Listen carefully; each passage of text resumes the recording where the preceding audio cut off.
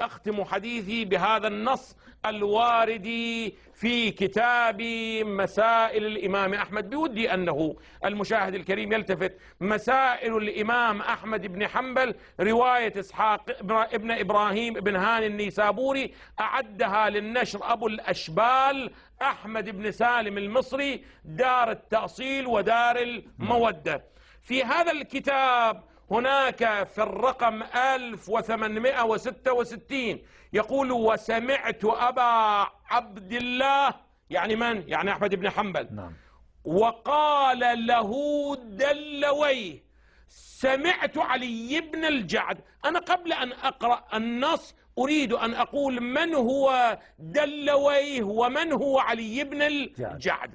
أما بودي أن المشاهد الكريم، لأن الوقت ضيق جدا، أما دلويه فقد ورد في المجلد 12، نعم، في المجلد 12 صفحة 120، هذه ترجمته.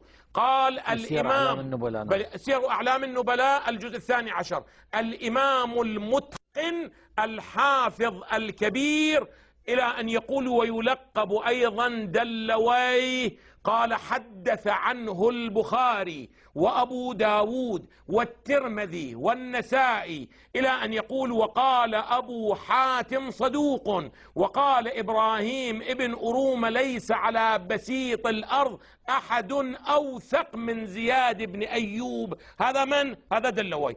أما علي بن الجاعد فقد ورد في المجلد 10 ترجمته، في المجلد 10 صفحة 459، أيضا سير أعلام النبلاء. يقول، هذه ترجمته: علي بن الجعد الإمام الحافظ الحجة مسند بغداد، إلى أن يقول: حدث عنه البخاري وأبو داود ويحيى بن معين وخلف بن سالم وأحمد بن حنبل شيئا يسيرا، إلى أن يقول: التفتوا أرجعوا إلى الرواية. إذن في سند هذا النص، مو الرواية، في سند هذا النص من يوجد؟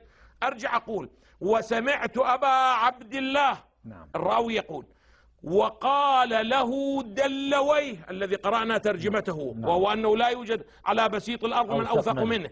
سمعت علي بن الجعد الذي هو من شيوخ البخاري يقول لمن؟ يقول لأبي عبد الله، يعني أحمد بن حنبل: مات والله معاوية على غير الإسلام. لا إله إلا الله. هسه هؤلاء انظروا ماذا تقول مدرسة الصحابة، وانظر ماذا يقولون ماذا مدرسة النهج الأموي، أنه يجعلوه في قبال ماذا؟ في قبال أبي بكر، بل يفضلونه، بل أمين الوحي. مات، أقرأ العبارة: مات والله معاوية على غير الإسلام. هذا الذي كنت أريد أن أقوله للمشاهد، وتتمة الأبحاث إن شاء الله تعالى تأتي بعد شهر رمضان.